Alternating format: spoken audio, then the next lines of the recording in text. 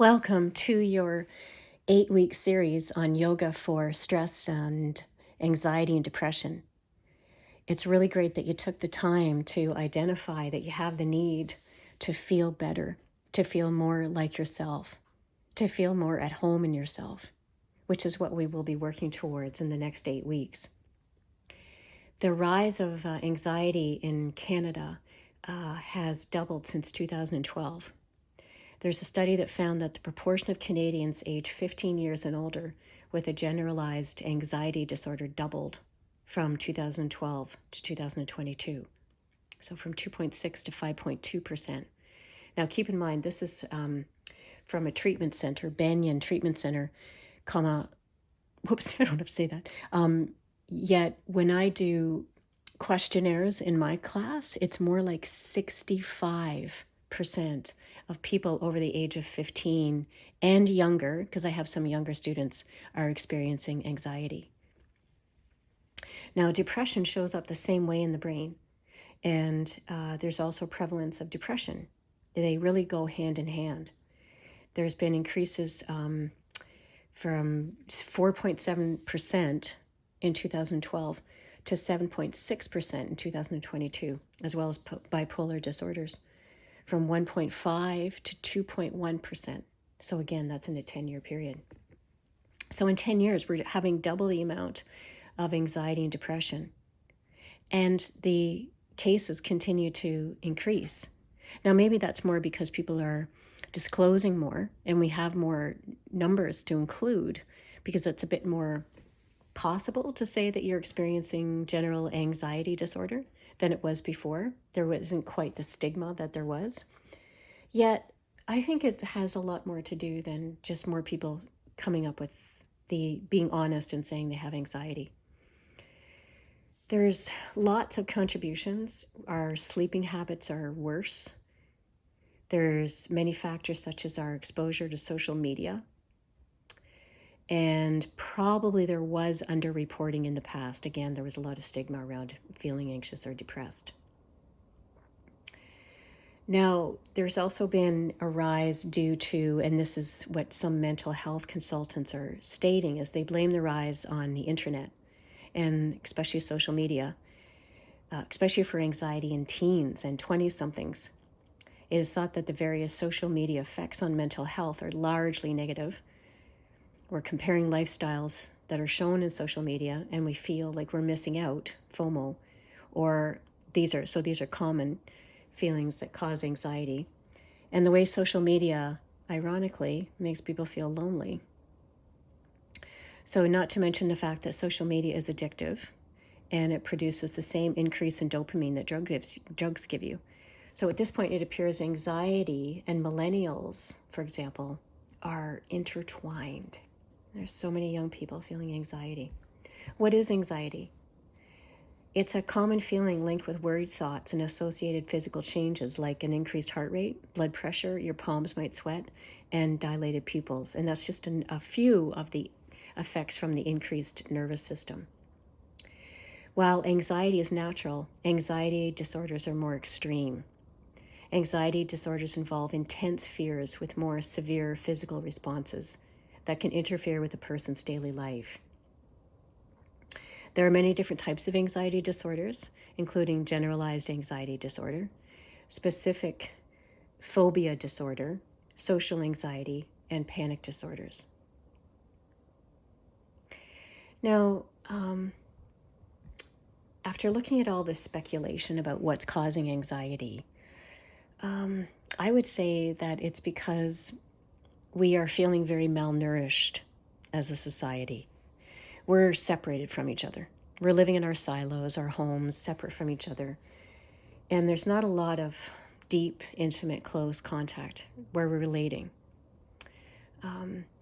It can be in many ways that we are experiencing this malnourishment, this scarcity, whether it be scarcity of touch and scarcity of face-to-face contact, the scarcity of breathing together, praying or being in a meal together, scarcity of beauty with a capital B, the scarcity of silence. We are so inundated with stimulation and distractions.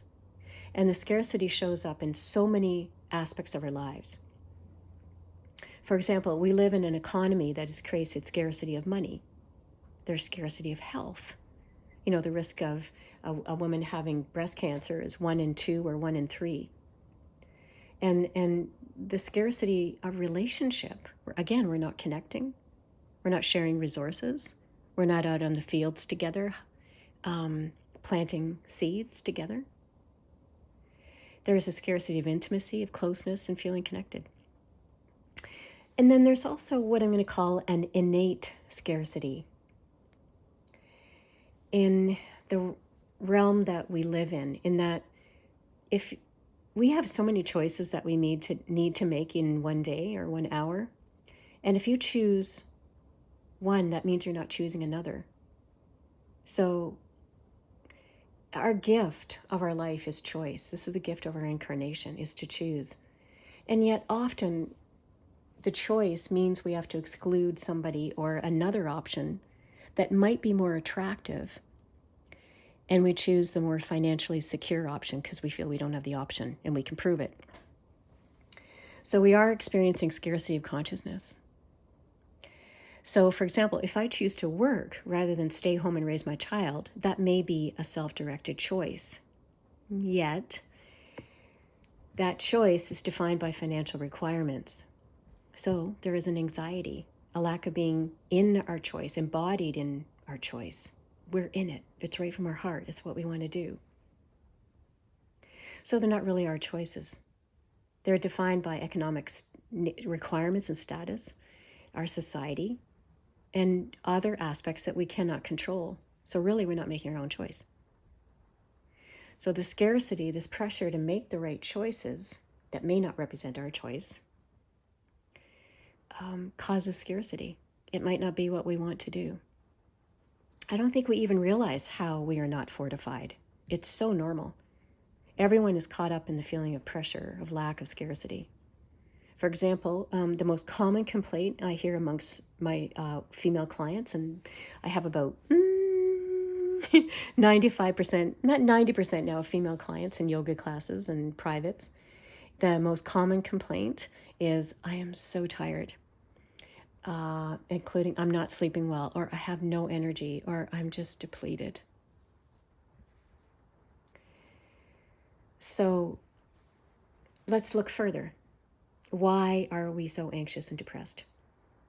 Many times a physician will identify that there's a chemical imbalance in the brain, for example.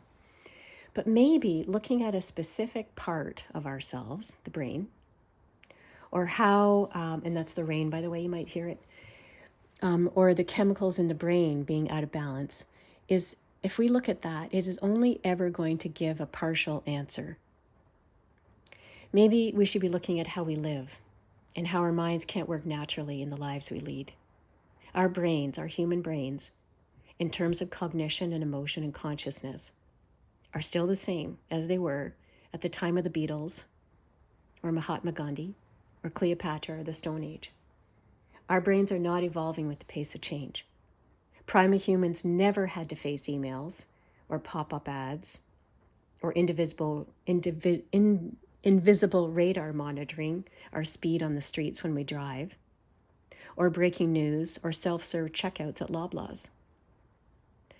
So maybe instead of worrying about upgrading technology and slowly allowing ourselves to be cyborgs, we take a look at how we could upgrade our ability to cope with all this change.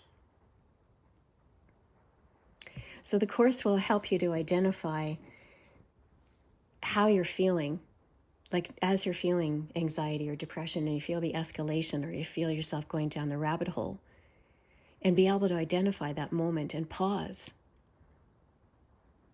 and see the thoughts that you're having that are creating the feeling.